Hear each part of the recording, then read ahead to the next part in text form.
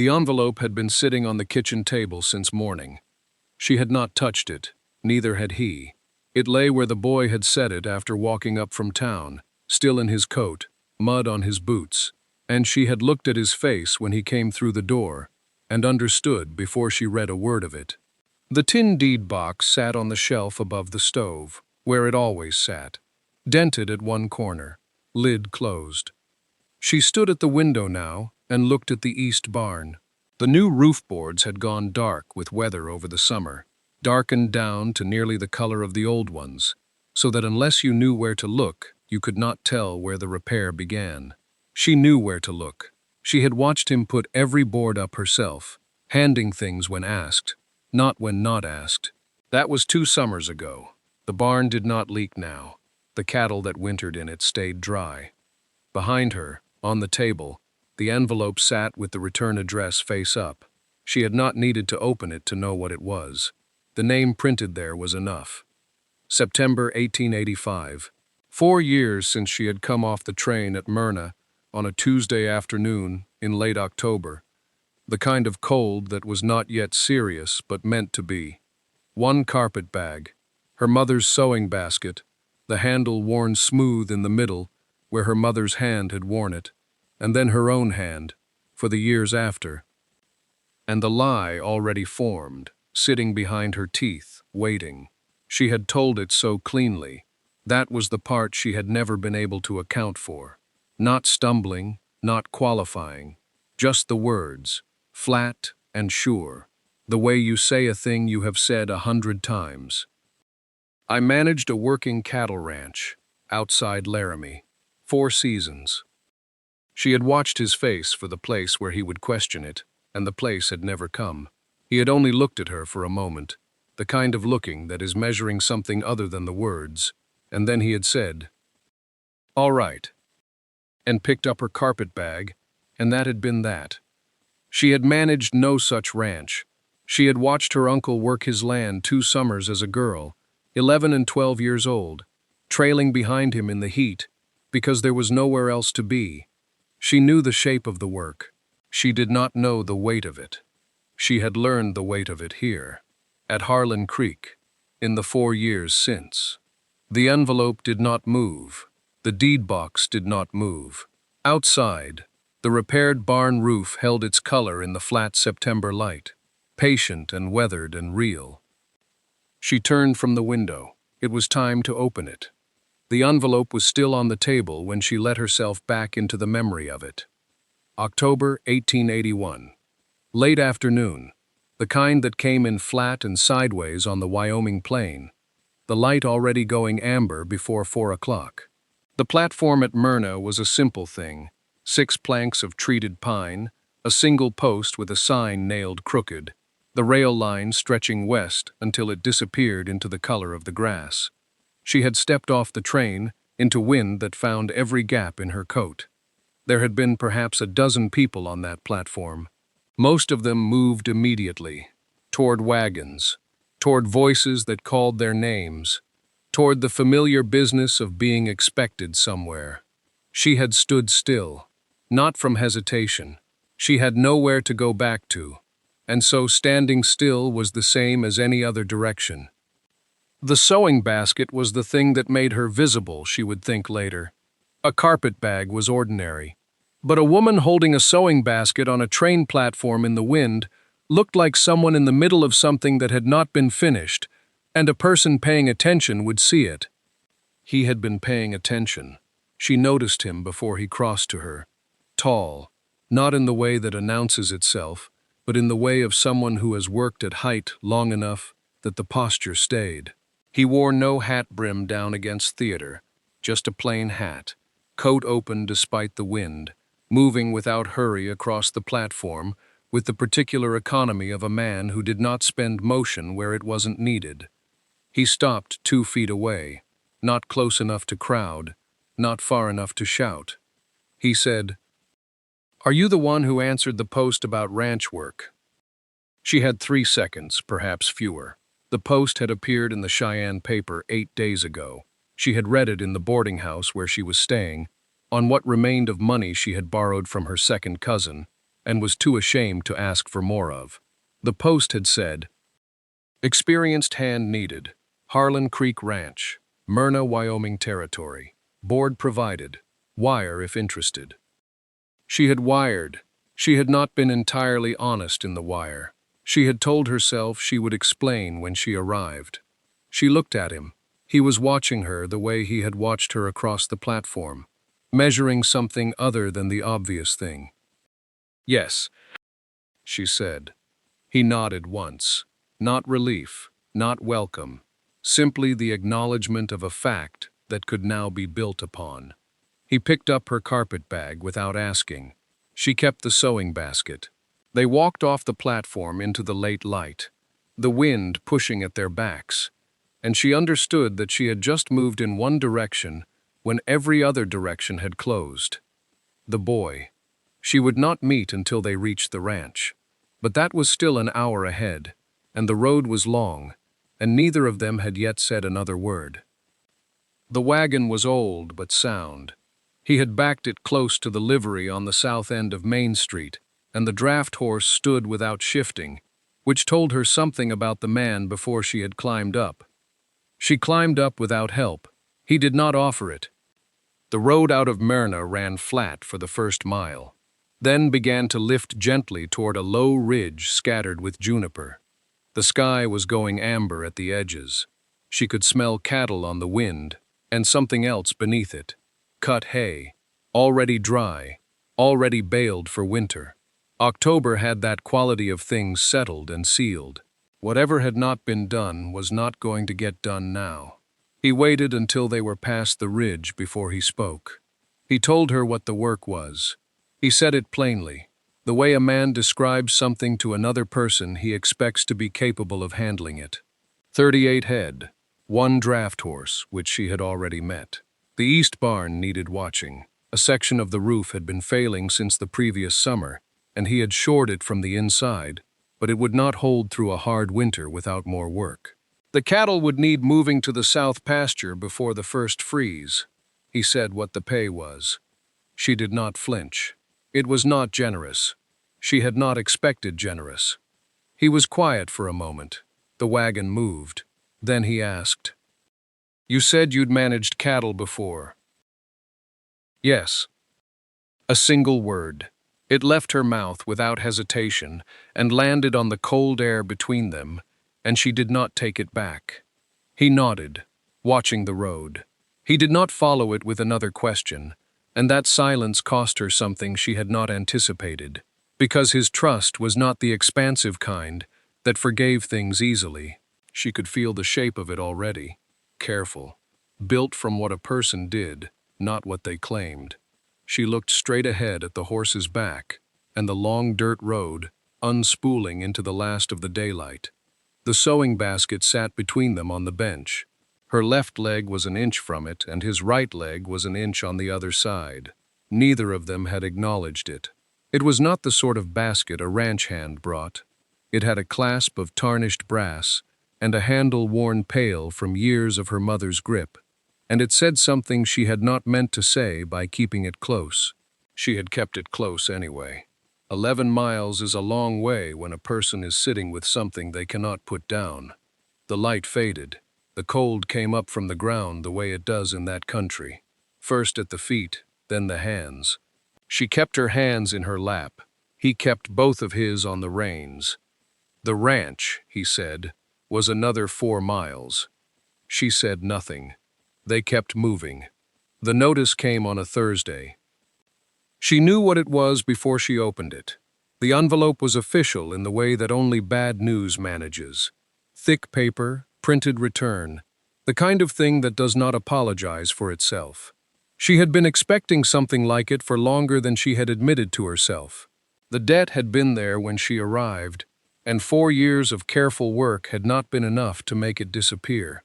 It had only been enough to make her forget, some mornings, that it was still waiting. She stood at the kitchen table and read it through once, then again. $2,200, 60 days. The figure was the same one he had told her about 3 years ago, sitting on the porch steps after supper, not looking at her. The debt had not grown. They had managed that much. But it had not shrunk either. And now whoever held the note had decided that patient was something they were no longer interested in being. She set the letter on the table. She looked at it for a moment. Then she crossed to the stove.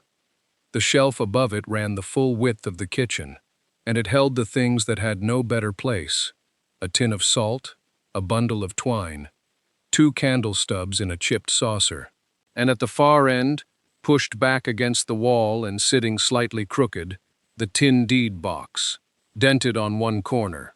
The dent was old, from before she had come here, from some event she had never asked about and he had never offered. She had not touched it in 4 years. She was not sure he had either. She reached up and set her fingertips against the side of it.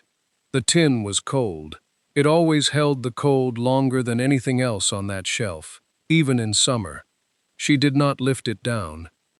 She stood there with her hand against it and looked at nothing in particular, and thought about what 60 days actually meant in terms of work and weather, and what was left in the account at the Myrna Bank, which she knew to the dollar, because she was the one who kept the ledger. She heard the barn door. His footsteps across the yard were heavier now than they had been at 9. He had grown into them this past year. Grown into most things, the way boys do when they are not looking, all at once and then suddenly irreversible. The back door opened and he came in and hung his coat on the hook and turned around. He looked at her hand on the box. He looked at the letter on the table. He did not ask. He went to the shelf on the other wall and took down the kettle and filled it from the pitcher and set it on the stove with the careful, unhurried movement of someone who has learned that the first thing you do when something is wrong is make sure there is something warm. She let her hand drop. She pulled out the chair nearest the stove and sat down to wait. The kettle began its slow work on the stove, and she sat with her hands in her lap and let the room take her back. She had arrived on a Tuesday.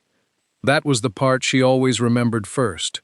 Not the cold, not the platform, not the way the town had looked at her, but the particular flatness of a Tuesday, the way it offered no ceremony. She had not expected ceremony. She had expected to manage, and managing was what she did. The first morning at Harlan Creek, she was up before him, before the boy, before the gray came fully into the sky. She had stood in the kitchen and looked at the stove and understood it in about 3 minutes, because a stove was a stove, and this was something she actually knew. She had the coffee going before she heard boots on the floorboards above her head. The rest of that first week she spent watching. She watched how he moved through a morning, what he did first, what he left for later, which silences meant he was thinking, and which meant he had already decided. She watched the boy watch her from doorways, one hand on the frame, the way a child will when he is calculating something he does not yet have the words for. She watched the land through the kitchen window and tried to map what she saw against the 2 summers she had spent at her uncle's place, pressing those memories for anything useful, the way you press a dried herb and hope there is still something left in it. She made mistakes, not large ones, a small thing with the feed rotation that the seasonal hand corrected without comment, a miscount on the grain sacks that she caught herself and quietly fixed before it mattered. Nothing that announced itself, but she felt each one, the way you feel a stitch pulled too tight, a small tug, a warning. The harness was the thing, a cracked leather strap on the bridle, split along a stress line, the kind of crack that would open all the way through in cold weather and leave a man without a working rig on a morning when he needed one. She saw it on the second day and said nothing.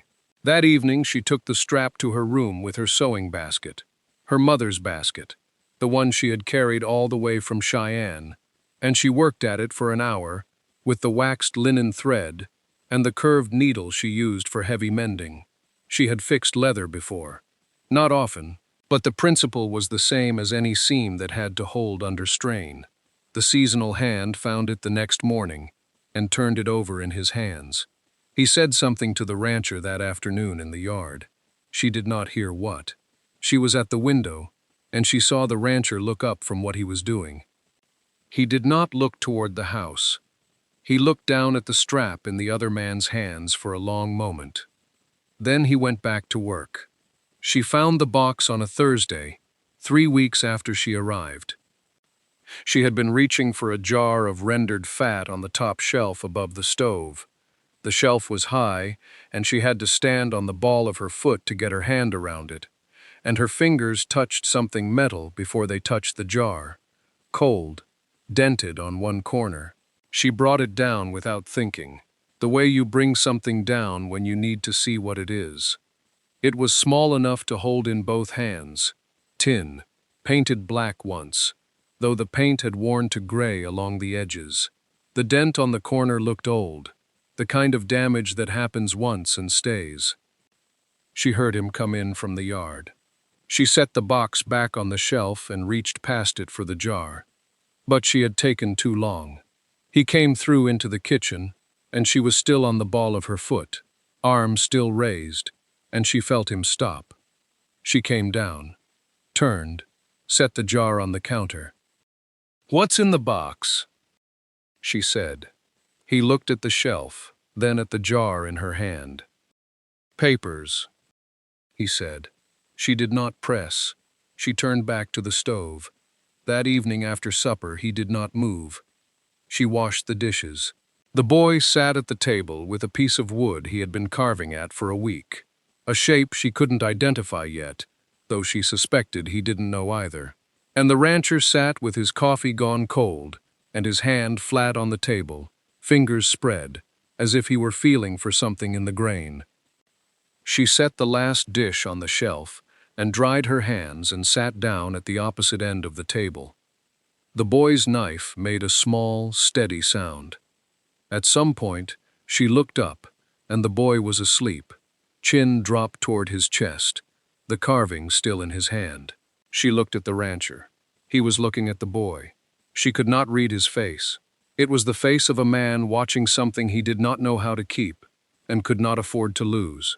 She did not move to wake the boy. He did not move. The candle on the counter burned down another 1/4 inch. Outside, the wind had come up the way it did in October in Wyoming, not violent, just steady and sure of itself, pressing against the glass. She thought about the box, about the word papers, about the way he had looked at the shelf before he answered, not at the box, but at the shelf itself, as if measuring the distance to it. Whatever was in it, he had not opened it in a long time. She didn't know how she knew that. She knew it the way you know certain things about a house, by what stays still. The foreclosure notice had been sitting on the table for 3 days. She had not moved it, neither had he. It lay where he'd set it after reading it the first time, face down, slightly crooked, one corner lifted by a draft that had since gone still.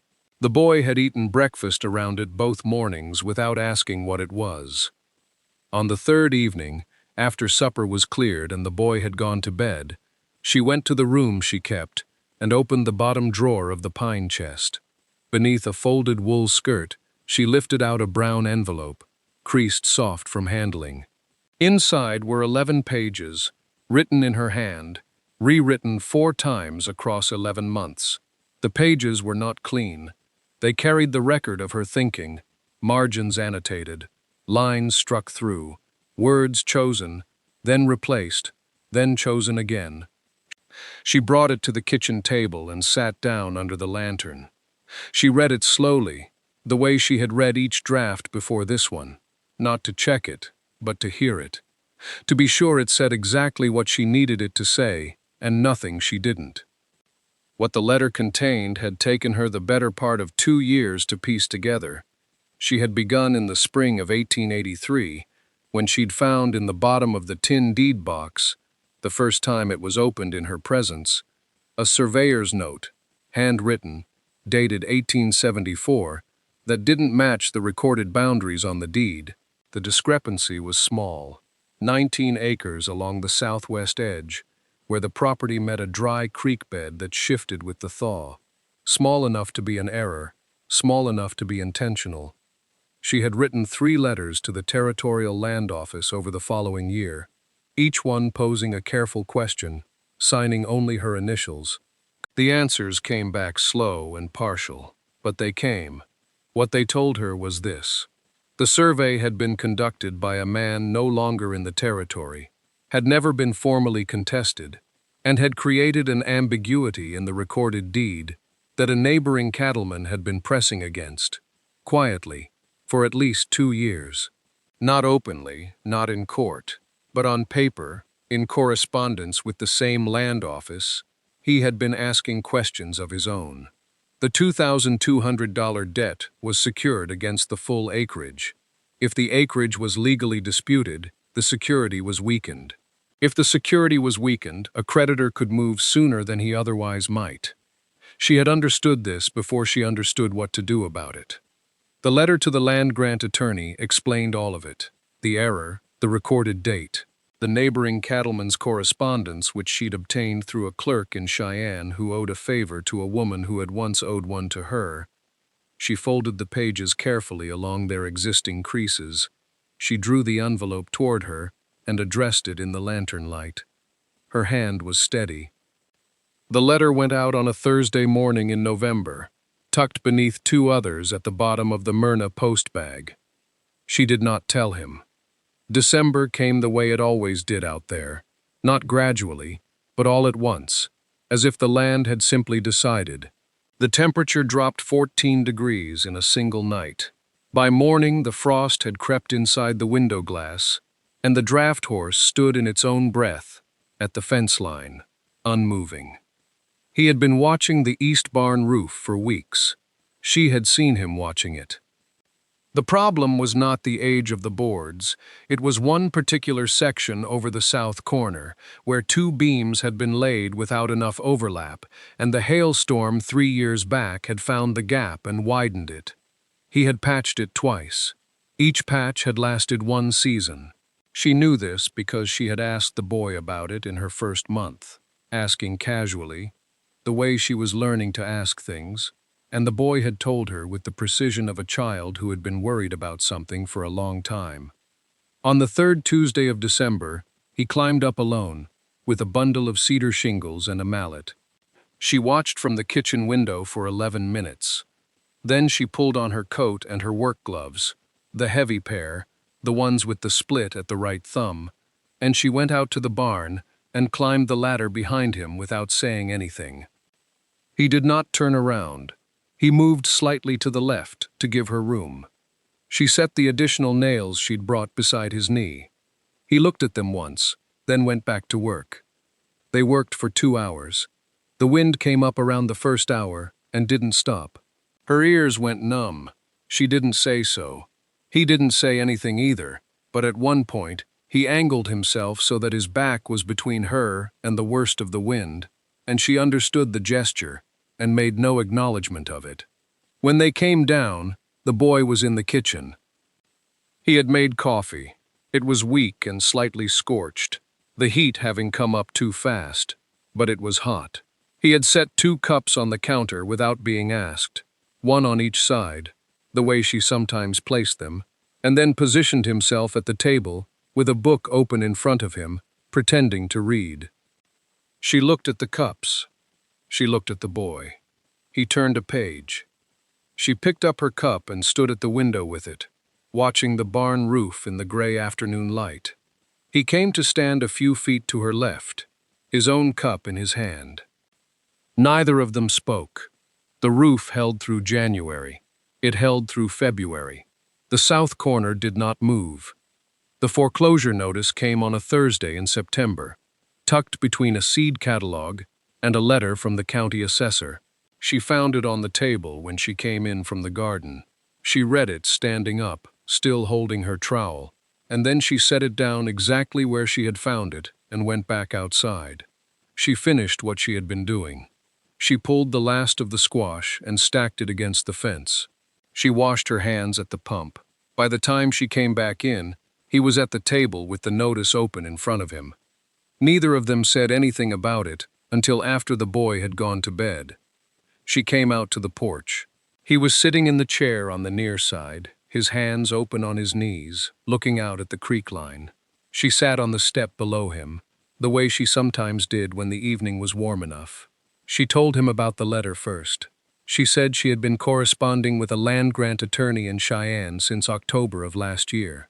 She said she had located the original survey record from 1874, and she believed there was a case for clearing the eastern boundary dispute, the 19 acres the neighbor had been pressing, before it complicated the foreclosure proceedings further.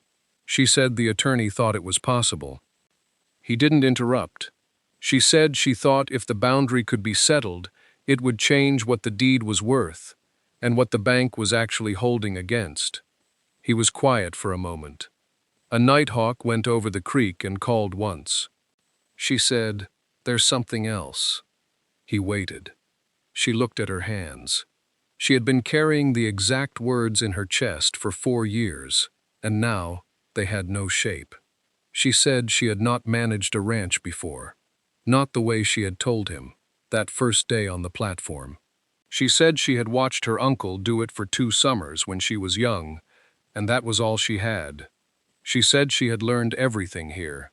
She said she was sorry she hadn't told him sooner. The nighthawk called a second time. The creek made its small sound. She did not look at him. She watched the dark line of the cottonwoods and kept her hands still on her knees and waited for whatever came next. The porch board beneath her was solid. She noticed that. The one she had replaced in April, the third one from the door, held her weight without any sound at all. He was quiet for a long time. Not the silence of a man deciding, the silence of a man who had already decided something, some time ago, and was only now finding where to put it. The creek moved. An owl started up somewhere past the cottonwoods and then stopped. She kept her hands on her knees. She had told him the truth, and now the truth was out in the cold air between them, and she could not take it back, and she did not want to. She wanted only to know what it would cost. He said, "The ranch wasn't saved by what you knew." She looked at him then. He was looking at the east barn. The roof line was dark against the sky. The new shingles they had laid in August, still a shade lighter than the old ones, a pale seam running the length of it. He had his coffee cup in both hands and his elbows on his knees, and he did not look at her. He said he had known a lot of people who knew the right things.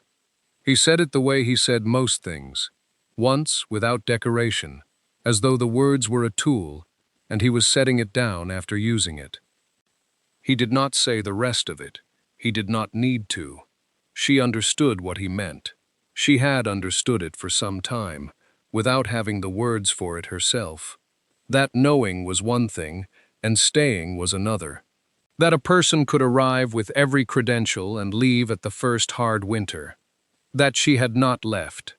That she had fixed the porch board and written the letter, and stood at the kitchen table in the dark, teaching herself the columns in his ledger, with a lamp turned low, so she would not wake anyone. That she had stayed.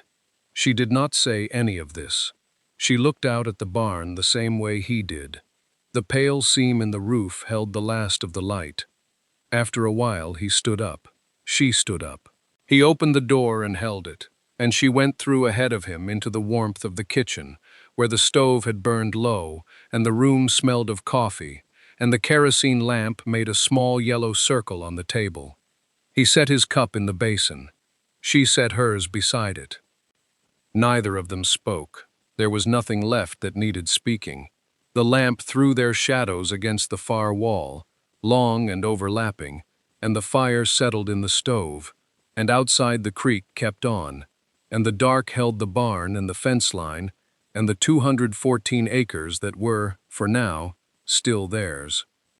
The letter left Myrna on the 3rd Tuesday of October, carried east in the mailbag on the same line she had ridden west 4 years before.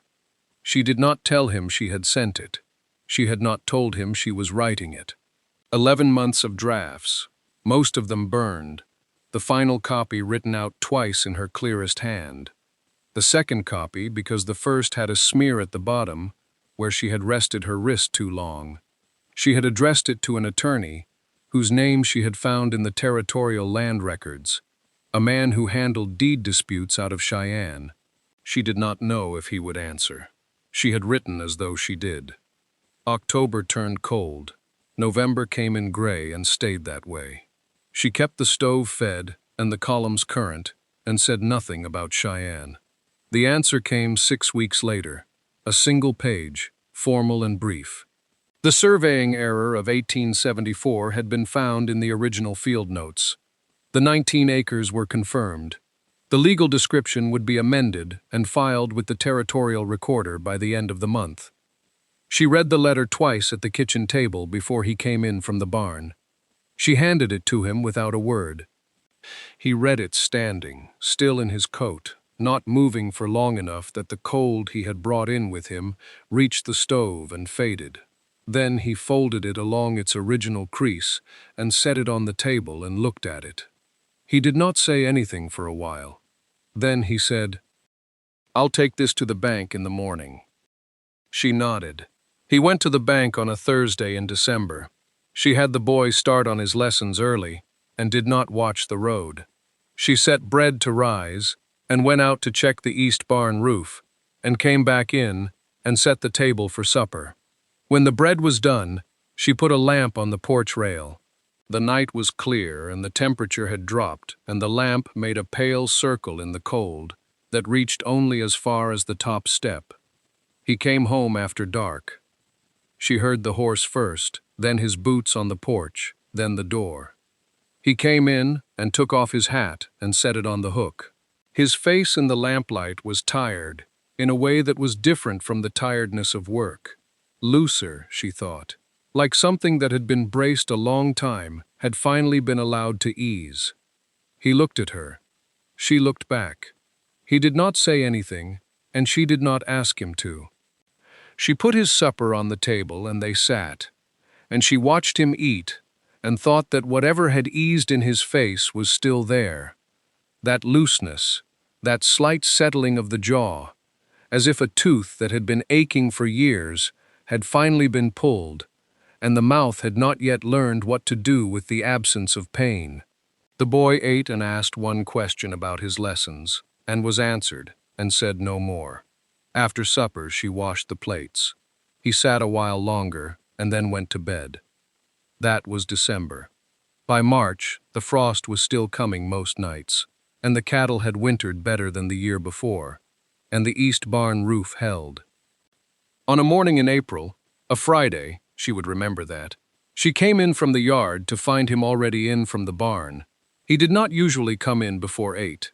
He was standing at the kitchen table with his hat still on, and there was a folded paper on the table in front of him. She looked at it. He looked at her. He took off his hat and set it on the hook.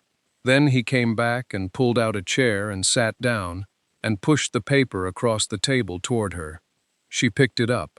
The ink was new enough that it still had a slight sheen in the light from the east window, where frost still clung to the lower corners of the glass. She read it once. Her name was there beneath his, written in the same formal hand as the rest, with the same weight and the same permanence. He set a pen on the table. She looked at the pen, then at the paper. Then she picked up the pen and found the line and signed her name. She set the pen down. He folded the paper once along its original crease and took it to the shelf above the stove and set it beside the tin deed box, which sat where it had always sat, dented on one corner, the same as the day she arrived. From outside, she heard the boy somewhere near the east fence, a sound of boots on frozen ground, a gate swinging. He was 14 now and had his father's way of moving through the yard, deliberate and without hurry. She went to the stove and checked the bread. The frost on the window glass had started, by then, to melt, just at the edges, where the morning light was strongest, pulling back from the corners in thin lines, the way water does when it finally finds its way free.